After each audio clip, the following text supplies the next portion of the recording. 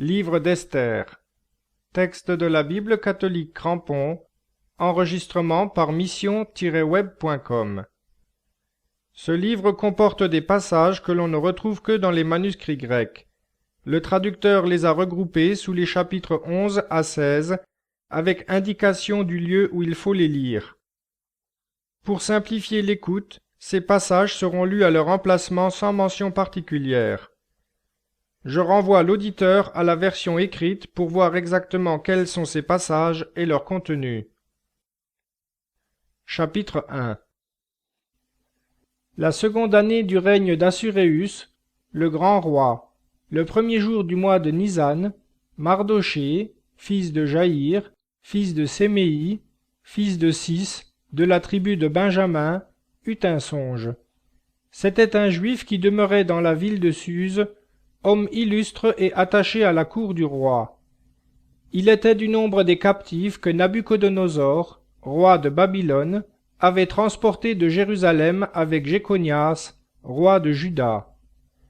Voici quel fut son songe. Soudain on entendit des voix, un grand bruit et des tonnerres. La terre trembla et fut bouleversée.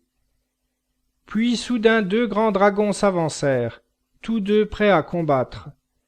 Ils firent entendre un grand cri, et, à leur voix, toutes les nations se préparèrent à la lutte, pour combattre le peuple des justes. Puis soudain, ce fut un jour de ténèbres et d'obscurité. Il y eut angoisse, détresse, tribulation et grande épouvante sur la terre. Le peuple entier des justes, craignant pour lui tous les maux, était dans le trouble et se préparait à périr. Ils crièrent vers Dieu, et, à leur cri, il y eut comme une petite source d'où sortit un grand fleuve, une masse d'eau. La lumière et le soleil brillèrent. Ceux qui étaient dans l'humiliation furent élevés, et ils dévorèrent ceux qui étaient dans les honneurs. S'étant réveillé après avoir vu ce songe et ce que Dieu avait résolu de faire, Mardochée le retint gravé dans son esprit, et, jusqu'à la nuit, il fit tous ses efforts pour le comprendre. Puis Mardochée demeura à la cour, avec Bagathan et Tarès, les 2 eunuques du roi, gardiens de la porte du palais. Ayant connu leurs pensées et pénétré leurs desseins, il découvrit qu'il s'était proposé de porter la main sur le roi Assuréus, et il en donna avis au roi. Celui-ci fit mettre à la question les 2 eunuques, et, sur leur aveu, les envoya au supplice. Le roi fit écrire dans les chroniques ce qui s'était passé, et Mardochée en consigna aussi par écrit le souvenir. Et le roi ordonna qu'il exercerait un office dans le palais, et il lui donna des présents pour sa dénonciation. Mais Aman, fils d'Amadatha, l'Agagite, était en grand honneur auprès du roi, et il chercha à perdre Mardochée et son peuple à cause des 2 eunuques du roi. C'était au temps d'Assuréus, de cet Assuréus qui régna depuis l'Inde jusqu'à l'Éthiopie, sur 127 provinces, au temps où le roi Assuréus était assis sur son trône royal à Suse, la capitale. La 3e année de son règne, il fit un festin à tous ses princes et à tous ses ministres. Les chefs de l'armée des Perses et des Mèdes, les grands et les gouverneurs des provinces furent réunis en sa présence. C'est alors qu'il déploya devant eux la riche splendeur de son royaume et l'éclatante magnificence de sa grandeur, pendant un grand nombre de jours, pendant 180 jours. Lorsque ces jours furent écoulés, le roi fit pour tout le peuple qui se trouvait à Suse, la capitale, depuis le plus grand jusqu'au plus petit, un festin de 7 jours, dans la cour du jardin de la maison royale. Des tentures blanches, vertes et bleues étaient attachées par des cordons de byssus et de pourpre à des anneaux d'argent, et à des colonnes de marbre. Des lits d'or et d'argent étaient posés sur un pavé de porphyre, de marbre blanc, de nacre et de marbre noir. On servait à boire dans des vases d'or de différentes formes, et le vin royal était offert en abondance, grâce à la libéralité du roi. Suivant le décret, chacun buvait sans que personne lui fît violence, car le roi avait ordonné à tous les officiers de sa maison de se conformer à la volonté de chacun des convives. La reine Vasthi fit aussi un festin pour les femmes, dans la maison royale du roi Assuréus. Le 7e jour, comme le vin avait mis la joie au cœur du roi, il ordonna à Mahuman, Bazata, Harbona, Bagata, Abgata, Zétar et Charchas, les 7 eunuques qui servaient devant le roi Assuréus, d'amener en sa présence la reine Vasthi, couronnée du diadème royal, pour montrer sa beauté au peuple et aux grands, car elle était belle de figure. Mais la reine Vasthi refusa de se rendre au commandement du roi, qu'elle avait reçu par l'intermédiaire des eunuques, et le roi fut très irrité, et sa colère s'enflamma. Alors le roi s'adressa aux sages qui avaient la connaissance des temps, car ainsi se traitaient les affaires du roi, devant tous ceux qui étaient experts dans la loi et le droit, et les plus près de lui étaient Charséna, Sétar, Admata, Tarsis, Marès, Marsana et Mamucan, les 7 princes de Perse et de Médie, qui voyaient la face du roi et qui occupaient le premier rang dans le royaume.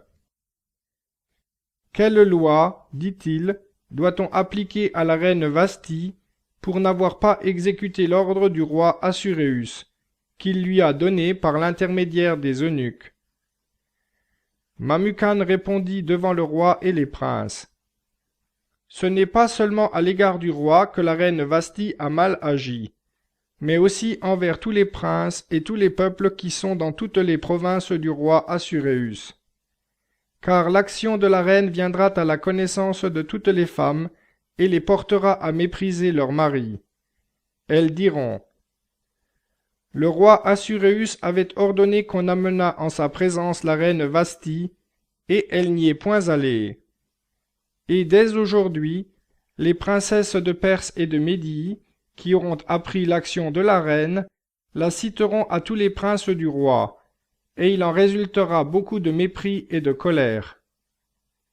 Si le roi le trouve bon, qu'on publie de sa part et qu'on inscrive parmi les lois des Perses et des Mèdes, pour n'être pas enfreinte, une ordonnance royale portant que la reine Vasthi ne paraîtra plus devant le roi Assuréus, et que le roi donnera sa dignité de reine à une autre qui soit meilleure qu'elle.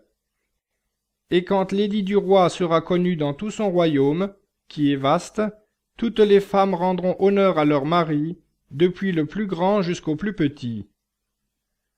Le conseil plut au roi et aux princes, et le roi agit selon le discours de Mamucan. Il envoya des lettres à toutes les provinces du royaume, à chaque province selon son écriture, et à chaque peuple selon sa langue. Elle portait que tout mari devait être le maître dans sa maison, et qu'il parlerait le langage de son peuple. Chapitre 2. Après ces choses, quand la colère du roi Assuréus se fut calmée, il se rappela Vasthi, ce qu'elle avait fait et la décision qui avait été prise à son sujet. Alors les serviteurs du roi, qui étaient en fonction près de lui, dirent: Qu'on cherche pour le roi des jeunes filles, vierges et belles de figure, que le roi établisse dans toutes les provinces de son royaume des officiers chargés de rassembler toutes les jeunes filles, vierges et belles de figure, à Suse, la capitale, dans la maison des femmes, sous la surveillance d'Égée, eunuque du roi et gardien des femmes, qui pourvoira à leur toilette, et que la jeune fille qui plaira au roi devienne reine à la place de Vasthi. Le roi approuva cet avis, et il fit ainsi. Il y avait à Suse, la capitale, un juif nommé Mardochée, fils de Jaïr, fils de Séméi, fils de Cis, de la race de Benjamin, qui avait été emmené de Jérusalem parmi les captifs déportés avec Jéconias, roi de Juda, par Nabuchodonosor, roi de Babylone. Il élevait Édissa, qui est Esther, fille de son oncle, car elle n'avait ni père ni mère. La jeune fille était belle de forme et d'un gracieux visage. À la mort de son père et de sa mère, Mardochée l'avait adoptée pour fille. Lorsqu'on eut publié l'ordre du roi et son édit, et que de nombreuses jeunes filles furent rassemblées à Suse, la capitale, sous la surveillance d'Égée, Esther fut prise aussi et amenée dans la maison du roi, sous la surveillance d'Égée, gardien des femmes. La jeune fille lui plut et gagna sa faveur.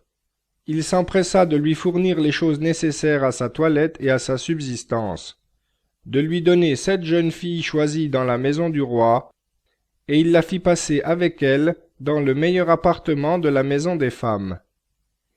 Esther ne fit connaître ni son peuple, ni sa naissance, car Mardochée lui avait défendu d'en parler. Chaque jour, Mardochée se promenait devant la cour de la maison des femmes, pour savoir comment se portait Esther et comment on la traitait. Et quand arrivait pour chaque jeune fille le tour d'aller vers le roi Assuréus, après avoir passé 12 mois à accomplir ce qui était prescrit aux femmes, et voici ce que comportait le temps de leur purification.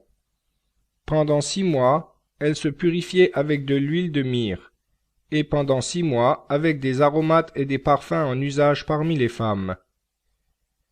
Et que la jeune fille allait vers le roi, on lui permettait de prendre avec elle ce qu'elle voulait, pour aller de la maison des femmes dans la maison du roi. Elle s'y rendait le soir, et le lendemain matin elle passait dans la seconde maison des femmes, sous la surveillance de Susagaz, eunuque du roi et gardien des concubines. Elle ne retournait plus vers le roi, à moins que le roi ne la désirât et qu'elle ne fût appelée nommément. Lorsque son tour d'aller vers le roi fut arrivé, Esther, fille d'Abihaïl, oncle de Mardochée qui l'avait adoptée pour fille, ne demanda pas autre chose que ce que désigna Égée, eunuque du roi et gardien des femmes. Mais Esther plut aux yeux de tous ceux qui la virent. Esther fut conduite auprès du roi Assuréus, dans sa maison royale, le 10e mois, qui est le mois de Tébet, la 7e année de son règne. Le roi aima Esther plus que toutes les femmes, et elle obtint grâce et faveur auprès de lui plus que toutes les jeunes filles. Il mit le diadème royal sur sa tête, et la fit reine à la place de Vasthi. Le roi donna un grand festin à tous ses princes et à ses serviteurs, le festin d'Esther. Il accorda du repos aux provinces, et fit des largesses avec une munificence royale. La seconde fois qu'on rassembla des jeunes filles, Mardochée était assis à la porte du roi. Esther n'avait fait connaître ni sa naissance, ni son peuple, selon que Mardochée le lui avait ordonné. Et Esther suivait les ordres de Mardochée, comme lorsqu'elle était élevée par lui. En ces jours-là, comme Mardochée était assis à la porte du roi, Bagathan et Tarès, 2 eunuques du roi, gardes du palais, poussés par la colère, voulurent porter la main sur le roi Assuréus. Mardochée eut connaissance du complot, et il en informa la reine Esther, qui le redit au roi de la part de Mardochée. Le fait ayant été examiné et trouvé exact, les 2 eunuques furent pendus à un bois, et cela fut écrit dans le livre des Chroniques en présence du roi. Chapitre 3. Après ces choses, le roi Assuréus éleva en dignité Aman, fils d'Amadatha, du pays d'Agag. Il l'éleva et plaça son siège au-dessus de tous les chefs qui étaient auprès de lui. Tous les serviteurs du roi, qui se tenaient à sa porte, fléchissaient le genou et se prosternaient devant Aman, car ainsi l'avait ordonné le roi à son sujet. Mais Mardochée ne fléchissait point le genou et ne se prosternait point. Les serviteurs du roi, qui se tenaient à sa porte, dirent à Mardochée: « Pourquoi transgresses-tu l'ordre du roi ?» Comme ils le lui répétaient chaque jour, et qu'il ne les écoutait pas, ils en informèrent Aman, pour voir si Mardochée persévérerait dans sa résolution, car il leur avait dit qu'il était juif. Aman vit que Mardochée ne fléchissait pas le genou et ne se prosternait pas devant lui. Et Aman fut rempli de fureur. Mais il dédaigna de porter la main sur Mardochée seul, car on lui avait appris de quel peuple était Mardochée. Et Aman voulut détruire le peuple de Mardochée, tous les Juifs qui se trouvaient dans tout le royaume d'Assuréus. Le premier mois, qui est le mois de Nisan, la 12e année du roi Assuréus, on jeta le pur, c'est-à-dire le sort, devant Aman, pour chaque jour et pour chaque mois, jusqu'au 12e mois, qui est le mois d'Adar. Alors Aman dit au roi Assuréus, « Il y a dans toutes les provinces de ton royaume un peuple dispersé et vivant à part parmi les autres peuples, ayant des lois différentes de celles de tous les autres peuples, et n'observant pas les lois du roi. Il n'est pas de l'intérêt du roi de le laisser en repos. Si le roi le trouve bon, qu'on écrive l'ordre de les faire périr, et je pèserai 10 000 talents d'argent entre les mains des fonctionnaires, pour qu'on les porte au trésor du roi. » Le roi ôta son anneau de son doigt et le remit à Aman, fils d'Amadatha, du pays d'Agag, ennemi des Juifs. Et le roi dit à Aman, « L'argent t'est donné, et ce peuple aussi, pour que tu en fasses ce qui te paraîtra bon. » Les secrétaires du roi furent appelés le 13e jour du premier mois, et l'on écrivit, conformément à tous les ordres d'Aman, aux satrapes du roi, au gouverneur de chaque province et au chef de chaque peuple, à chaque province selon son écriture, et à chaque peuple selon sa langue.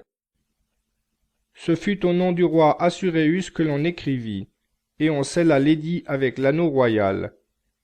Des lettres furent envoyées par les courriers dans toutes les provinces du roi, pour qu'on détruisît, qu'on égorgeât et qu'on fît périr tous les Juifs, jeunes et vieux, petits enfants et femmes, en un seul jour, le 13e du 12e mois, qui est le mois d'Adar, et qu'on pilla leurs biens. Voici la copie de cette lettre. Assuréus, le grand roi, aux satrapes et aux gouverneurs des 127 provinces, de l'Inde à l'Éthiopie, lesquels sont soumis à ses ordres, mande ce qui suit. Quoique je commande à un très grand nombre de nations, et que j'ai soumis tout l'univers, je veux, non pas abuser de ma puissance pour m'enorgueillir, mais, par un gouvernement toujours clément et doux, assurer continuellement à mes sujets une vie sans trouble, et, procurant à mon royaume le calme et la sécurité jusqu'à ses extrêmes frontières, faire refleurir la paix chère à tous les mortels. Ayant donc demandé à mes conseillers de quelle manière mes intentions pouvaient être réalisées, l'un d'eux, nommé Aman, qui excelle parmi nous en sagesse, qui est connu pour son dévouement inaltérable et sa fidélité constante, et qui occupe la seconde place dans le royaume, m'a fait connaître qu'il y a un peuple mal intentionné, mêlé à toutes les tribus qui sont sur la terre, en opposition avec tous les peuples au nom de ses lois, méprisant continuellement les commandements des rois, de façon à empêcher la parfaite harmonie de l'empire que nous dirigeons. Ayant donc appris que ce seul peuple, en contradiction perpétuelle avec tout le genre humain, s'en séparant par le caractère étrange de ses lois, et mal affectionné à nos intérêts, commet les derniers excès et empêche ainsi la prospérité du royaume, nous avons ordonné que ceux qui vous sont désignés dans les lettres d'Aman, lequel est à la tête des affaires et honoré comme notre second père, soient tous, avec femmes et enfants, radicalement exterminés par le glaive de leurs ennemis, sans aucune miséricorde ni clémence, le 14e jour du 12e mois, le mois d'Adar, de la présente année, afin que ces hommes, autrefois et maintenant encore hostiles, descendant le même jour, par mort violente, aux enfers, rendent pour les temps à venir à nos affaires une prospérité et une paix parfaite. Une copie de l'édit, qui devait être publiée comme loi dans chaque province, fut adressée ouverte à tous les peuples, afin qu'ils fussent prêts pour ce jour-là. Les courriers partirent en toute hâte, d'après l'ordre du roi. L'édit fut aussi publié dans Suse, la capitale. Et, tandis que le roi et Aman étaient assis à boire, l'agitation régnait dans la ville de Suse. Chapitre 4. Mardochée, ayant appris tout ce qui se passait, déchira ses vêtements, se revêtit d'un sac et se couvrit la tête de cendre. Puis il alla au milieu de la ville en poussant avec force des gémissements amers. Et il se rendit jusque devant la porte du roi, car nulle personne revêtue d'un sac n'avait le droit de franchir la porte du roi. Dans chaque province, partout où arrivait l'ordre du roi et son édit, il y eut un grand deuil parmi les Juifs. Ils jeûnaient, pleuraient et se lamentaient, et le sac et la cendre servaient de couche à beaucoup d'entre eux. Les servantes d'Esther et ses eunuques vinrent lui apporter cette nouvelle, et la reine fut très effrayée. Elle envoya des vêtements à Mardochée pour s'en revêtir, afin qu'il ôtât son sac, mais il ne les accepta pas. Alors Esther, ayant appelé Hathach, l'un des eunuques que le roi avait placé auprès d'elle, le chargea d'aller demander à Mardochée ce que c'était et d'où venait son deuil. Hathach se rendit auprès de Mardochée, qui se tenait sur la place de la ville, devant la porte du roi. Et Mardochée lui fit connaître tout ce qui lui était arrivé, et la somme d'argent qu'Aman avait promis de peser pour le trésor du roi en retour du massacre des Juifs. Il lui remit aussi une copie de l'édit publié dans Suse en vue de leur extermination, afin qu'il le montrât à Esther, lui apprit tout, et lui commanda de se rendre chez le roi afin de le supplier et de lui demander grâce pour son peuple. « Rappelle-toi, lui dit-il, les jours de ton abaissement, et comment tu as été nourri de ma main, car Aman, le premier après le roi, a parlé contre nous pour notre perte. Mais toi, invoque le Seigneur et parle pour nous au roi. Sauve-nous de la mort. » Hathach vint rapporter à Esther les paroles de Mardochée. Esther donna l'ordre à Hathach d'aller dire à Mardochée: « Tous les serviteurs du roi et le peuple de ses provinces savent que si quelqu'un, homme ou femme, pénètre chez le roi, dans la cour intérieure, sans avoir été appelé, l'unique loi qu'on lui applique porte peine de mort, à moins que le roi, lui tendant son sceptre d'or, ne lui donne la vie. Et moi, je n'ai pas été appelé à aller auprès du roi depuis 30 jours. » Quand les paroles d'Esther eurent été rapportées à Mardochée, celui-ci lui fit répondre: « Ne t'imagine pas en toi-même que tu échapperas seul d'entre tous les Juifs parce que tu es dans la maison du roi. Car, si tu te tais maintenant, il surgira d'ailleurs un secours et une délivrance pour les Juifs. Et toi et la maison de ton père, vous périrez. Et qui sait si ce n'est pas pour un temps comme celui-ci que tu es parvenu à la dignité royale. » Esther fit répondre à Mardochée: « Va, rassemble tous les Juifs qui se trouvent à Suse, et jeûnez pour moi, sans manger ni boire pendant 3 jours, ni la nuit, ni le jour. Moi aussi, je jeûnerai de même avec mes servantes, puis j'entrerai chez le roi malgré la loi, et si je dois mourir, je mourrai. » Mardochée s'en alla, et il fit tout ce qu'Esther lui avait ordonné. Et Mardochée pria le Seigneur, se souvenant de toutes ses œuvres. Il dit: « Seigneur, Seigneur, Roi tout-puissant, toutes choses sont soumises à votre pouvoir, et il n'est personne qui puisse vous faire obstacle, si vous avez résolu de sauver Israël. C'est vous qui avez fait le ciel et la terre, et toutes les merveilles qui sont sous le ciel. Vous êtes le Seigneur de toutes choses, et nul ne peut vous résister, à vous, le Seigneur. Vous connaissez toutes choses, et vous savez que ce n'est ni par insolence, ni par orgueil, ni par quelque désir de gloire que j'ai agi en ne me prosternant pas devant le superbe Aman, car volontiers, pour le salut d'Israël, je serais prêt à baiser les traces mêmes de ses pas. Mais je l'ai fait pour ne pas mettre l'honneur d'un homme au-dessus de l'honneur dû à mon Dieu. Et jamais je ne me prosternerai devant un autre que vous, mon Seigneur, et ce n'est pas par orgueil que j'agirai de la sorte. Maintenant donc, Seigneur, mon Dieu et mon roi, Dieu d'Abraham, ayez pitié de votre peuple, parce que nos ennemis jettent les yeux sur nous pour nous perdre et veulent détruire votre antique héritage. Ne méprisez pas votre lot, que vous avez racheté pour vous de la terre d'Égypte. Exaucez ma prière, soyez favorable à votre part d'héritage, et changez notre deuil en joie, afin que, conservant la vie, nous célébrions votre nom, Seigneur, et ne fermez pas la bouche de ceux qui vous louent.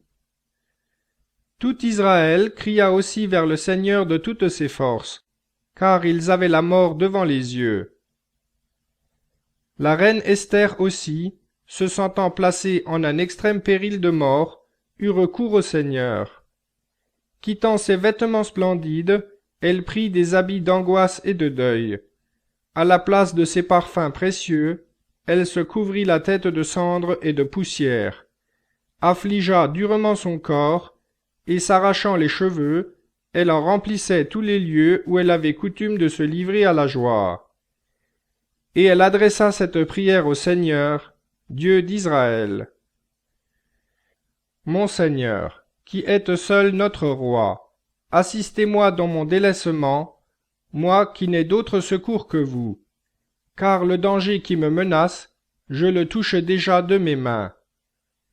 J'ai appris dès mon bas âge, au sein de ma tribu paternelle, que vous, Seigneur, avez pris Israël de préférence à toutes les nations, et nos pères de préférence à tous leurs ancêtres, pour votre héritage éternel, et que vous avez accompli en leur faveur toutes vos promesses.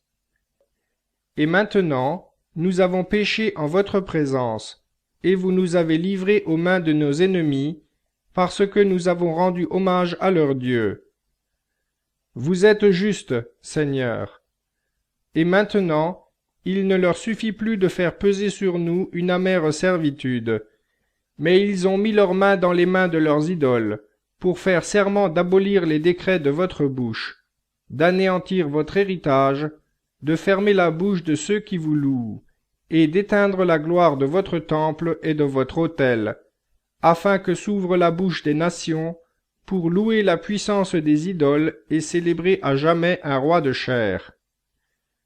Ne livrez pas, Seigneur, votre sceptre à ceux qui ne sont rien, afin qu'ils ne se rient pas de notre ruine. Mais faites retomber sur eux leurs desseins, et faites un exemple de celui qui le premier s'est déchaîné contre nous. Souvenez-vous de nous, Seigneur. Faites-vous connaître dans ce temps de notre affliction, et donnez-moi du courage, roi des dieux et dominateur de toute puissance. Mettez de sages paroles sur mes lèvres en présence du lion, et faites passer son cœur à la haine de notre ennemi, afin qu'il périsse, lui et tous ceux qui ont les mêmes sentiments. Mais nous, délivrez-nous par votre main, et assistez-moi, moi qui suis seul et n'ai que vous, Seigneur. Vous connaissez toutes choses, et vous savez que je hais la splendeur des méchants, que j'ai horreur de la couche des incirconcis et de tout étranger. Vous savez la contrainte que je subis, vous savez que j'ai en horreur l'insigne de mon élévation, qui est posé sur ma tête au jour où je dois me laisser voir. Je l'ai en horreur comme un linge souillé, et je ne le porte point au jour que je puis passer dans la retraite. Votre servante n'a jamais mangé à la table d'Aman, ni fait grand cas des festins du roi, ni bu le vin des libations. Jamais, depuis le jour où j'ai été amené ici jusqu'à maintenant, votre servante n'a goûté la joie, si ce n'est en vous, Seigneur Dieu, Dieu d'Abraham. Ô Dieu, qui l'emportez sur tous en puissance, exaucez la prière de ceux qui n'ont aucun autre espoir. Délivrez-nous des mains des méchants, et tirez-moi de mon angoisse. Chapitre 5. Le 3e jour, Esther revêtit ses vêtements royaux et se tint dans la cour intérieure de la maison du roi, devant l'appartement du roi. Le roi était assis sur son trône royal, dans l'appartement royal, en face de l'entrée du palais. Dans tout l'éclat de sa parure, après avoir invoqué Dieu, l'arbitre et le sauveur de tous, elle prit avec elle les 2 suivantes d'usage. Elle s'appuyait sur l'une, comme pouvant à peine soutenir son corps délicat. L'autre suivait, relevant la longue robe de sa maîtresse. Celle-ci, toute empourprée du puissant éclat de sa beauté, avait le visage joyeux et l'air aimable, mais la crainte lui serrait le cœur. Ayant donc franchi toutes les portes, elle se présenta devant le roi. Assuréus était assis sur son trône royal, revêtu de tous les insignes de sa majesté, tout brillant d'or et de pierres précieuses. Son aspect était terrible. Lorsqu'il eut relevé sa tête rayonnante de gloire et lancé un regard étincelant de colère, la reine tomba en défaillance, changeant de couleur et s'inclinant sur l'épaule de la servante qui marchait devant elle. Alors Dieu changea la colère du roi en douceur. Inquiet, il s'élança de son trône et soutint Esther dans ses bras, jusqu'à ce qu'elle eût repris ses sens, calmant sa frayeur par des paroles amicales. « Qu'as-tu donc, Esther ?» lui disait-il. « Je suis ton frère. Aie confiance. Tu ne mourras point, car notre ordonnance est pour le commun de nos sujets. Approche. » Et le roi tendit à Esther le sceptre d'or qu'il tenait à la main. Esther, s'approchant, toucha le bout du sceptre. Et, levant le sceptre d'or, il le lui posa sur le cou et lui donna un baiser en disant « Parle-moi. » Elle répondit « Je vous ai vu, Seigneur, comme un ange de Dieu, et mon cœur a été troublé par la crainte de votre majesté, car vous êtes digne d'admiration, Seigneur, et votre visage est plein d'amabilité. » Comme elle parlait, elle s'affaissa de nouveau, prête à s'évanouir. Le roi était consterné, et tous ses serviteurs cherchaient à ranimer la reine. Et le roi lui dit, « Qu'as-tu, reine Esther, et que demandes-tu? Quand ce serait la moitié du royaume, elle te serait donnée. » Esther dit, « Si le roi le trouve bon, que le roi vienne aujourd'hui avec Aman au festin que je lui ai préparé. » Le roi dit, « Qu'on appelle de suite Aman pour faire ce qu'a dit Esther. » Le roi se rendit avec Aman au festin qu'Esther avait préparé. Au festin du vin, le roi dit à Esther, « Quelle est ta demande? Elle te sera accordée. Que désires-tu? Quand ce serait la moitié du royaume, tu l'obtiendras. » Esther répondit et dit, « Voici ma demande et mon désir. Si j'ai trouvé grâce aux yeux du roi, et s'il plaît au roi d'accorder ma demande et d'accomplir mon désir, que le roi vienne avec Aman au festin que je leur préparerai. Et demain je ferai au roi la réponse qu'il demande. » Aman sortit ce jour-là content et le cœur joyeux. Mais lorsqu'il vit, à la porte du roi, Mardochée qui ne se levait ni ne bougeait devant lui, il fut rempli de colère contre Mardochée. Aman se contint néanmoins et s'en alla chez lui. Puis, ayant envoyé chercher ses amis et Zarès, sa femme, Aman leur parla de la magnificence de ses richesses, du grand nombre de ses fils et du haut rang que le roi lui avait conféré en l'élevant au-dessus de ses princes et de ses serviteurs.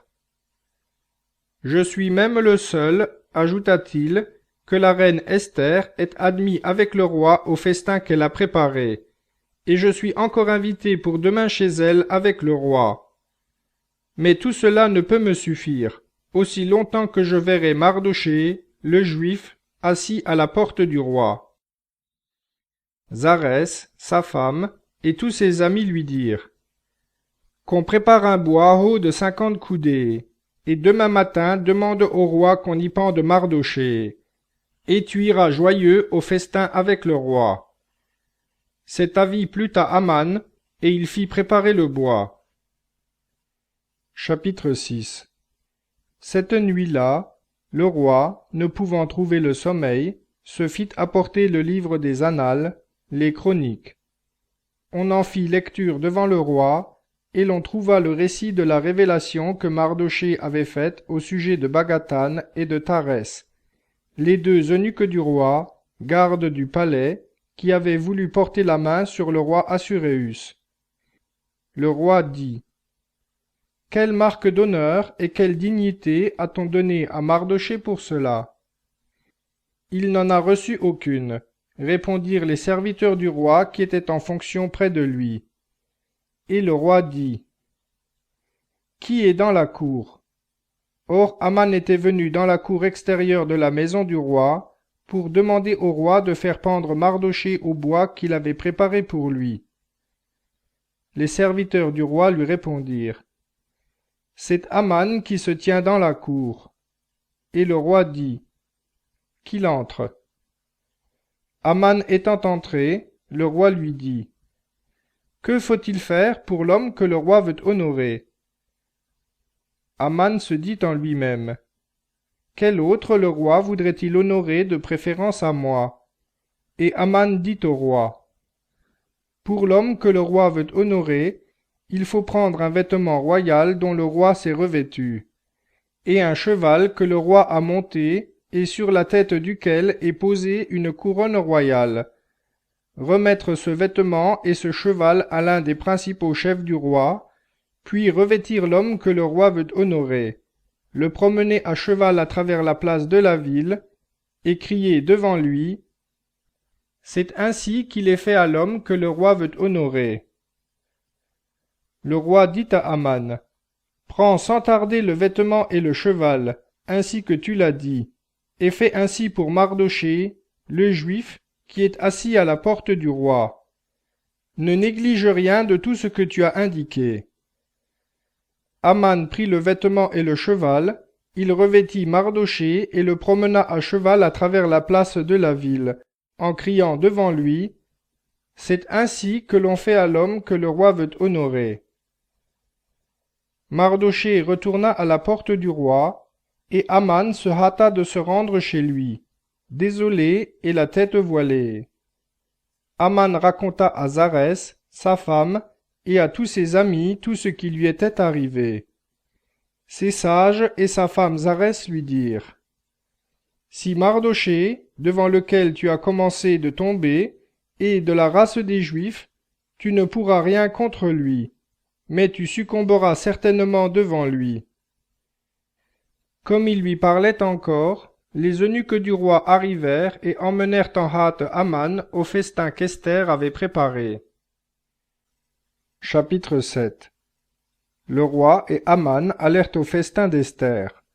Ce second jour, le roi dit encore à Esther, lorsqu'on fut au festin du vin: « Quelle est ta demande, reine Esther?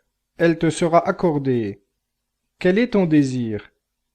Quand ce serait la moitié du royaume, tu l'obtiendras. » La reine Esther répondit: « Si j'ai trouvé grâce à tes yeux, ô roi, et si le roi le trouve bon, accorde-moi la vie. Voilà ma demande. Accorde-la à mon peuple, voilà mon désir.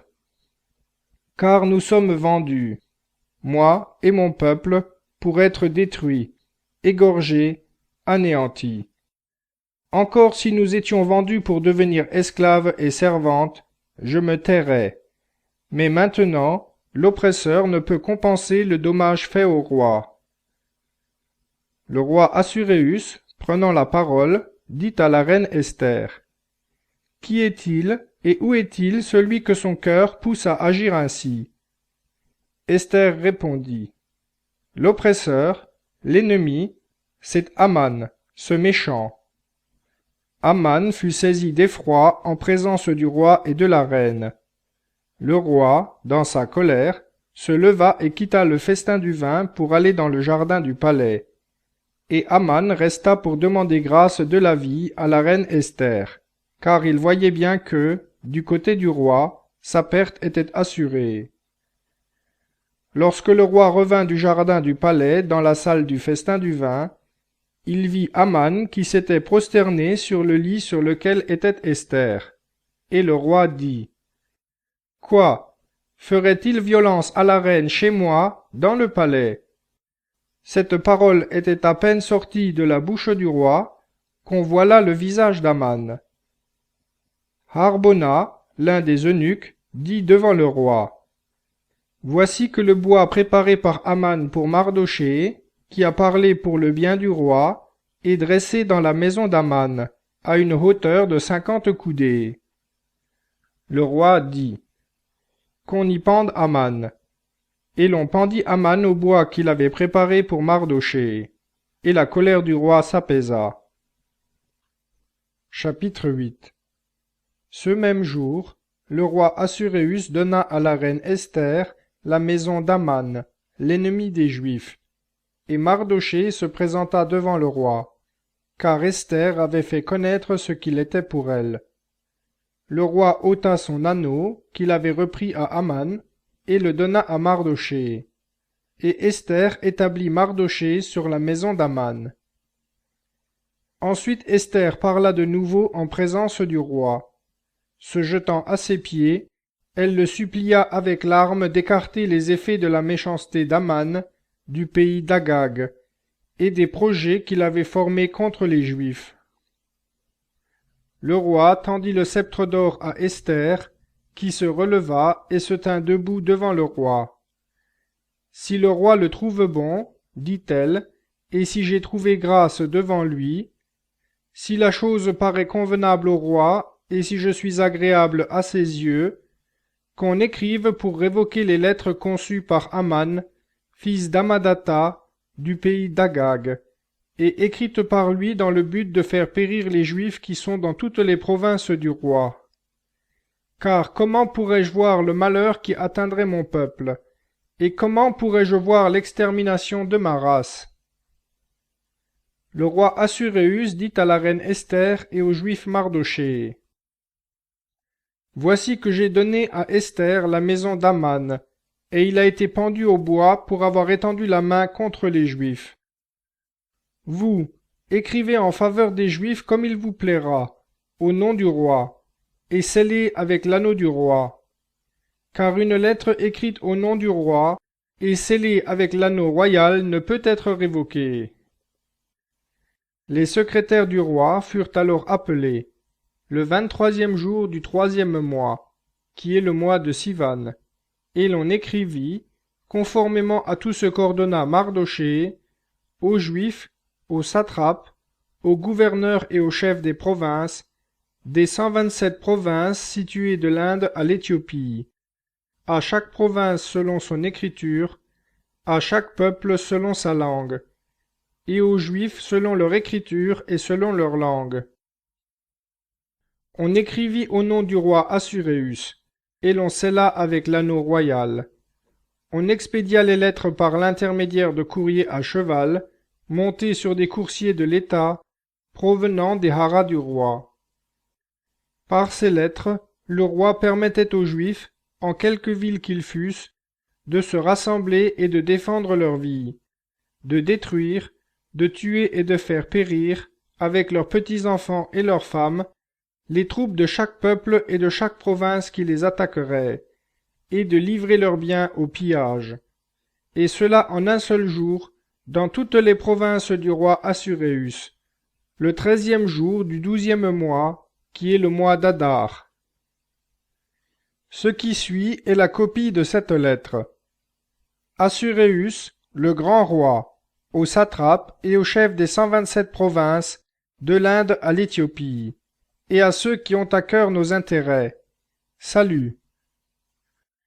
Plusieurs, après avoir été comblés de distinctions par la grande bonté des princes leurs bienfaiteurs, deviennent arrogants. Non seulement ils prennent à tâche d'opprimer nos sujets, mais, incapables de porter le poids des honneurs, ils ourdissent des trames contre leurs bienfaiteurs. Ce n'est pas assez pour eux de bannir la reconnaissance du milieu des hommes.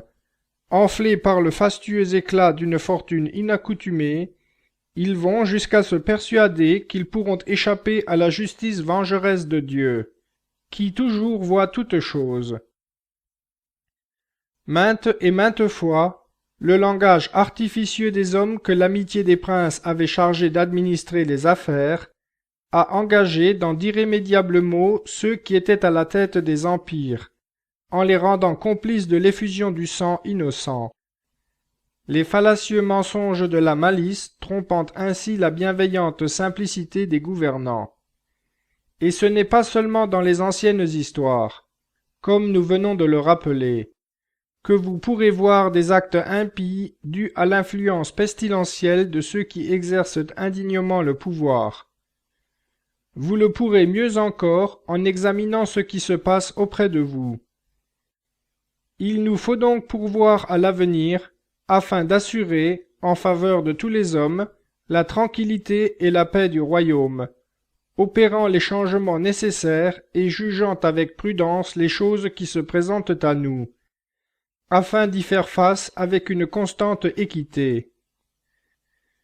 Vous savez, en effet, comment Aman, fils d'Amadatha, un Macédonien, vraiment étranger à la race des Perses, et fort éloigné de notre mansuétude, ayant été recueilli par notre hospitalité, éprouva les effets de la bienveillance que nous portons à tous les peuples, jusqu'à être appelé notre Père, et à voir tout le monde se prosterner devant lui, comme possédant la dignité la plus proche du trône royal. Mais incapable de porter dignement une si haute fortune, il s'étudia à nous priver de la royauté et de la vie. Par toutes sortes d'artifices et de mensonges, il s'efforça de perdre et Mardochée, qui nous a sauvés et toujours utilement servis, et Esther, la compagne irréprochable de notre royauté, avec leur peuple tout entier. De cette manière, il espérait nous surprendre dans l'isolement et livrer l'empire des Perses aux Macédoniens. Mais ces Juifs, voués à la mort par le plus scélérat des hommes, nous avons reconnu qu'ils n'étaient coupables d'aucune faute, mais qu'ils obéissent à des lois très justes, et qu'ils sont les enfants du Dieu très haut, très grand et éternellement vivant, lequel, pour nous comme pour nos ancêtres, conserve ce royaume dans l'état le plus florissant. C'est pourquoi vous ferez bien de ne pas tenir compte des lettres envoyées par Aman, fils d'Amadatha, attendu que l'auteur de ces crimes a été pendu au bois, avec toute sa maison, devant les portes de Suse. Dieu, maître souverain de toutes choses, lui ayant infligé sans retard le châtiment mérité. Affichant la copie de la présente lettre publiquement en tout lieu, permettez aux Juifs de suivre leurs lois en toute liberté, et prêtez-leur assistance, afin qu'ils puissent repousser l'attaque de ceux qui, durant les jours d'oppression, se sont élevés contre eux. Et cela, le 13e jour du 12e mois, appelé Adar, en un même jour. Car Dieu, le maître de toutes choses, a changé pour la race choisie ce jour de malheur en un jour d'allégresse. Vous donc, célébrez aussi ce grand jour avec toutes sortes de réjouissances, comme une de vos fêtes solennelles, afin qu'il soit, maintenant et dans l'avenir, pour nous et pour tous ceux qui sont affectionnés aux Perses, un gage de salut, et au contraire, un souvenir de ruine pour ceux qui complotent contre nous. Toute ville, et généralement toute contrée qui n'aura pas suivi ces prescriptions, sera dévastée avec fureur par le fer et le feu, de telle sorte qu'elle soit à jamais, non seulement inaccessible aux hommes, mais encore abhorrée des bêtes sauvages et des oiseaux. Que des copies de ce décret soient exposées aux yeux dans toute l'étendue de l'Empire, et qu'ainsi tous les Juifs soient prêts, pour le jour susdit, à combattre leurs ennemis. Une copie de l'édit, qui devait être publiée comme loi dans chaque province, fut adressée ouverte à tous les peuples, afin que les Juifs fussent prêts ce jour-là à se venger de leurs ennemis. Aussitôt les courriers, montés sur des coursiers de l'État, partirent en toute hâte, d'après l'ordre du roi. L'édit fut aussi publié dans Suse, la capitale. Mardochée sortit de chez le roi, avec un vêtement royal bleu et blanc, une grande couronne d'or et un manteau de byssus et de pourpre. Et la ville de Suse témoignait sa joie par des cris d'allégresse. Il n'y avait pour les Juifs que bonheur et joie, jubilation et gloire. Dans chaque province et dans chaque ville, partout où arrivait l'ordre du roi et son édit, il y eut pour les Juifs de la joie et de l'allégresse, des festins et des fêtes. Et beaucoup de gens d'entre les peuples du pays se firent Juifs, car la crainte des Juifs les avait saisis. Chapitre 9. Au 12e mois, qui est le mois d'Adar, le 13e jour du mois, où devait s'exécuter l'ordre et l'édit du roi, jour où les ennemis des Juifs avaient espéré dominer sur eux, ce fut le contraire qui arriva, et les Juifs dominèrent sur leurs ennemis. Les Juifs se rassemblèrent dans leurs villes, dans toutes les provinces du roi Assuréus, pour frapper ceux qui cherchaient leur perte, et personne ne put leur résister, car la crainte qu'ils inspiraient s'était répandue chez tous les peuples. Tous les chefs des provinces, les satrapes, les gouverneurs, les fonctionnaires du roi soutinrent les Juifs, car la crainte de Mardochée pesait sur eux. Car Mardochée était puissant dans la maison du roi, et sa renommée se répandait dans toutes les provinces, car cet homme, Mardochée, allait toujours grandissant.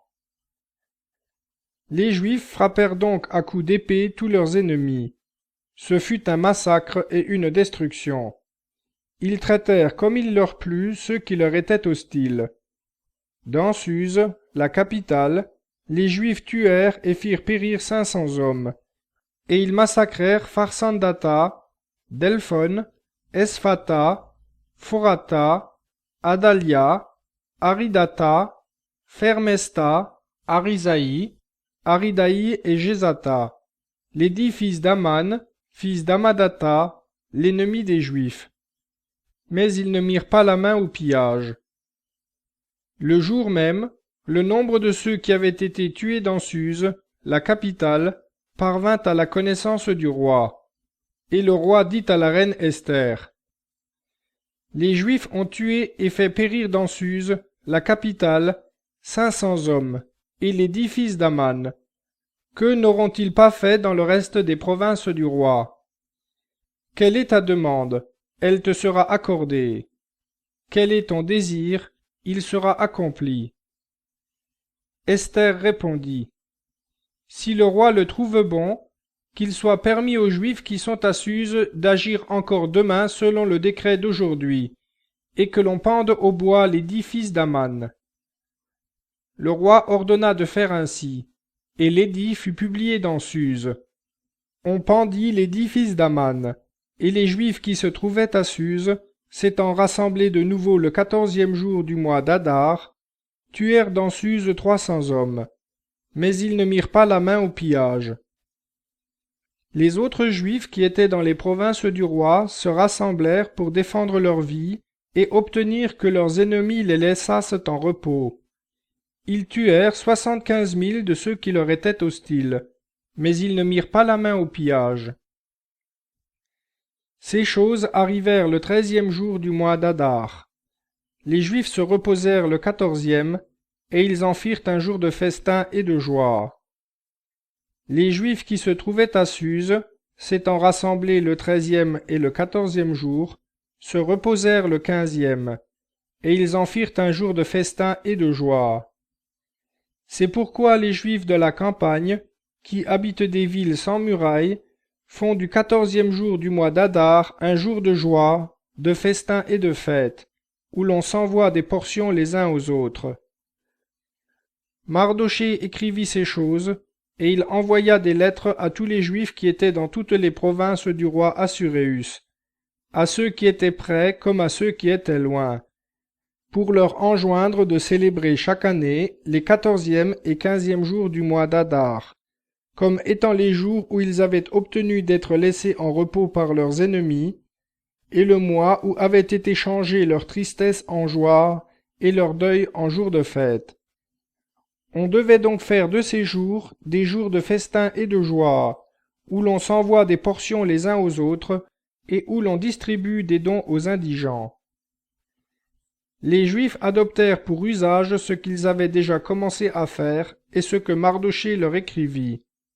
Car Aman, fils d'Amadatha, du pays d'Agag, ennemi de tous les Juifs, avait formé contre les Juifs le projet de les perdre, et il avait jeté le pur, c'est-à-dire le sort, afin de les exterminer et de les détruire.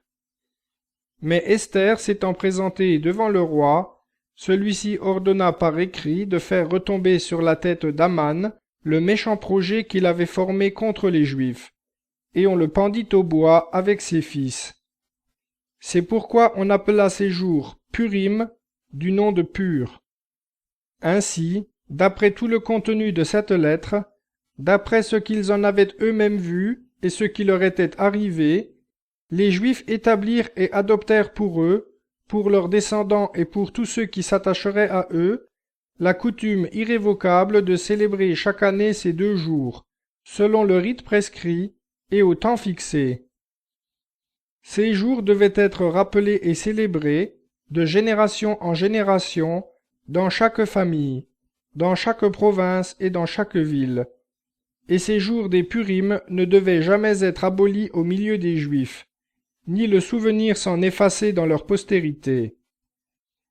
La reine Esther, fille d'Abihaïl, et le juif Mardochée écrivirent une seconde fois, de la manière la plus pressante, pour confirmer cette lettre sur les Purim. On envoya des lettres à tous les Juifs, dans les 127 provinces du royaume d'Assuréus, des paroles de paix et de fidélité, et la recommandation de maintenir ces jours des Purim au temps fixé, comme le juif Mardochée et la reine Esther les avaient établis pour eux, et comme ils les avaient établis pour eux-mêmes et pour leurs descendants, avec les jeûnes et leurs lamentations. Ainsi, l'ordre d'Esther établit ces observances des Purim, et cela fut écrit dans le livre. Chapitre 10. Le roi Assuréus établit un tribut sur le continent et les îles de la mer. Tous les faits concernant sa puissance et ses exploits, et les détails sur la grandeur à laquelle le roi éleva Mardochée, cela n'est-il pas écrit dans le livre des chroniques des rois de Médie et de Perse? Car le juif Mardochée était le premier ministre du roi Assuréus, considéré en même temps parmi les Juifs, aimé de la multitude de ses frères, recherchant le bien de son peuple et parlant pour le bonheur de toute sa race. Alors Mardochée dit : C'est Dieu qui a fait toutes ces choses. Je me souviens en effet du songe que j'ai eu à ce sujet. Aucun trait de la vision n'est resté sans accomplissement. La petite source qui devint un fleuve, et la lumière qui se fit, et le soleil et la masse d'eau. Le fleuve, c'est Esther, que le roi a prise pour femme et qui l'a faite reine. Les 2 dragons, c'est moi et Aman. Les nations sont ceux qui s'étaient réunis pour détruire le nom des Juifs. Et mon peuple, c'est Israël qui a crié vers Dieu et qui a été sauvé. Ainsi, le Seigneur a sauvé son peuple, et il nous a délivrés de tous ces maux. Dieu a fait des miracles et de grands prodiges, comme il n'en est point arrivé parmi les nations. À cet effet, il a préparé 2 sorts, un pour le peuple de Dieu et un pour toutes les nations. Et ces 2 sorts sont venus à l'heure, au temps et au jour du jugement, marqués devant Dieu pour toutes les nations. Et Dieu s'est souvenu de son peuple, et il a rendu justice à son héritage.